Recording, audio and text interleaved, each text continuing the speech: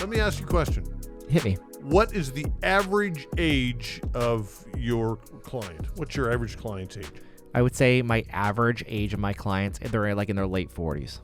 That's about average. Yeah. Okay. What are the oldest clients that you've had? I would say in their 80s. In their 80s. Brand new mortgage ever? Right. Not, or renewing something? I would say the brand new mortgage ever definitely were retirees. Yeah. And they'd moved to Nova Scotia from another province. Right. And I think typically the seniors that we're doing mortgages for, they own their own homes. Right. And you know what? A listener actually wrote me an email. It's a client, and he loves the show. And he specifically wanted us to talk about the mechanics of getting a mortgage when you're retired. And that's a good question. And I think there's a misconception out there that when you become a certain age, you can't get a mortgage anymore because you're like, well, I won't be able to pay this off in 25 or 30 years. Right. That's not the truth. No. With a prime lender, there's no age restrictions. We're not ageist. At 80 years old, you can get a mortgage with a 30-year amortization. Right. That is possible. Yeah. The reason that you may want to do this is potentially it's for investment purposes, or you need to modify your home to stay in your home. Mm-hmm. We're seeing a lot of seniors take mortgage charges against their property to maybe give gifts to family, maybe help them, get into the housing market. I see that a lot. Yeah. So there's a lot of reasons why someone may leverage their home. And believe it or not, I see a lot of seniors that have a lot of debt. Really? They might own their home free and clear, but they have, $100,000 worth of debt between lines of credit and credit cards. More so now than the past, say, 10 years ago? I would say it's more common because I think there's this, real psychological need to pay down your mortgage, and I want to own my home free and clear. Yeah. Where financially that might not always be the best scenario. Mm-hmm. And oftentimes the home is the biggest asset. Right. And I think leveraging that home, we're not talking like we're leveraging this to 80% loan to value always. Sometimes I'm doing leverage at 10, 20, 50%. There's still lots of equity in the property. Mm-hmm. And I think sometimes the worry is, okay, I'm going to leverage this property and I'm not going to be able to leave as much money to my kids. Right. But what's the smallest amount that you could, if let's say a house were paid pretty much or were paid off, mm-hmm. and somebody were to say, look, we only want $40,000. So what would you amortize that out over? I mean, you could amortize that over 25 or 30 years if you want, and then you'd have a very small payment. So the payment would be like $85 a month or something ridiculous. It would be low. Yeah. Some lenders have a minimum mortgage amount of $100,000. Some have a minimum mortgage amount of $50,000. So when you start getting below $50,000, not every lender is going to do that. So that wasn't a stupid question. It wasn't stupid, no. Right, yeah.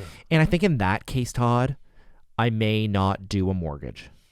I would recommend maybe doing a home equity line of credit. Right. So then they have more available, credit if they needed it. Yeah, and if they don't, instead of just getting the cash. And you're only paying interest for the amount that you draw down because maybe you don't need your whole $40,000 at once. Yeah. And, some seniors want to do a reverse mortgage. And I think they are, more popular. I think right now, a reverse mortgage isn't for everyone. Typically, the reverse mortgages are for borrowers that maybe their credit's not as great, mm-hmm. or they really have very, very low income. Right. Most seniors can afford to make the interest payment on a home equity line. Mm-hmm. The benefit of a reverse mortgage is there's no payment, but the rates are higher. Yeah. So there's pros and cons, and I sometimes think that there's connotations about a reverse mortgage that, when you do pass away or you have to leave your home, the bank's just going to take the house. Mm-hmm. That's not the case. Yeah. The family could either pay off the mortgage or they could sell the property just like you would with any other lender. Yeah. I'm hearing some rumblings, and the only reason I bring this up is because I heard it recently, that there might be some jurisdictions in Canada where they may be looking at affixing tax on your principal in your house. Did you hear that? No, I didn't. Okay, hopefully. Maybe there's more background. I don't know. Do you know? No, it just seems to me that I read a news story mm-hmm. that a provincial jurisdiction, and I can't remember which one, was floating the idea of you paying tax on as a gain on your own principal residence. Yeah, I think that might be something that would need to be happening nationally, I would assume. You think that'd be a national in terms of a capital gain type situation, I would assume. typically when there's changes to like capital gains tax and things, that's usually done on the federal level. Yeah. And as you know, the budget just went through and there wasn't a lot. It was almost crickets in the budget for housing in terms of, homeowners and things like that. Yeah. It's typically a time when if the federal government is going to introduce a new program, it'll be happening around the budget, right? Yeah. So I don't know. I would say that would be very unpopular. Yeah. In the again, US. I don't want anybody to suggest that they heard that here on the show. And I can tell you, heard that. in the U.S., you do pay capital gains on your principal residence. On your principal residence, yeah. Where in Canada, we have an exemption. It's only for your principal residence. How long has that been around for, the exemption? That's not obviously been forever. When did that come into play? I do not know how long. Yeah. It's been for as long as I've been in the industry. Right. It's been that way. Right. Fundamentally. And there were changes.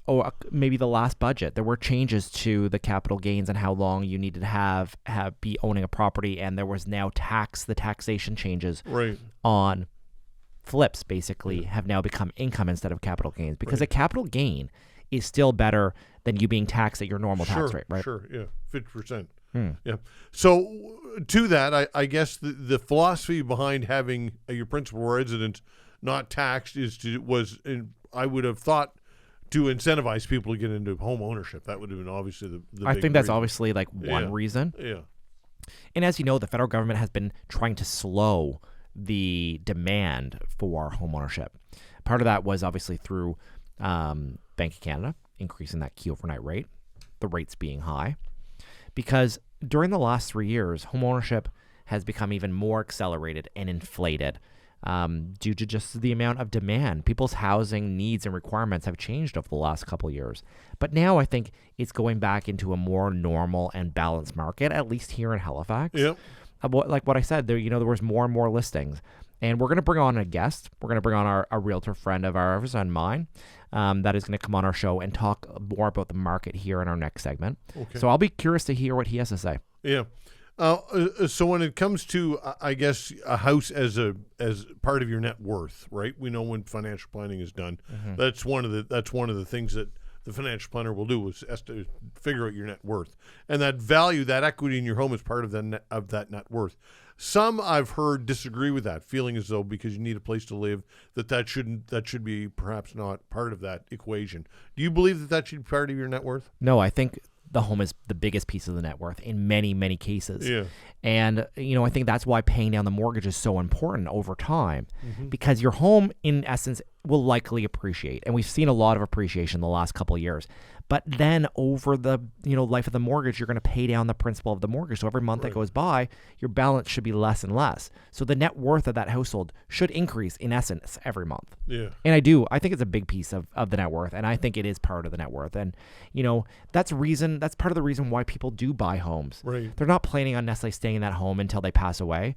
They're staying into it for, there's a lifetime here. There's I guess quickly, though, there's a fundamental argument, though, that this is creating some of the problems for affordable housing, because housing has become an investment tool, and it's viewed in that way, and that is part of what led to this housing issue with affordability. Just quickly, thoughts on that? I agree. I think there's a lot of seniors that are holding on to housing because there's not a retirement home for them to go to or an apartment for them to go to.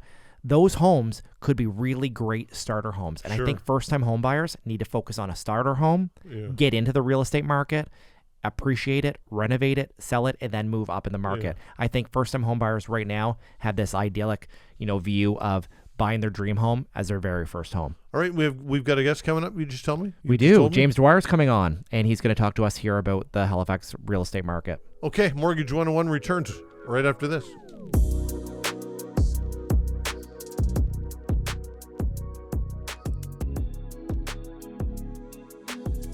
If you've liked what you've heard and you want to learn more, feel free to visit us online at teamclinton.ca.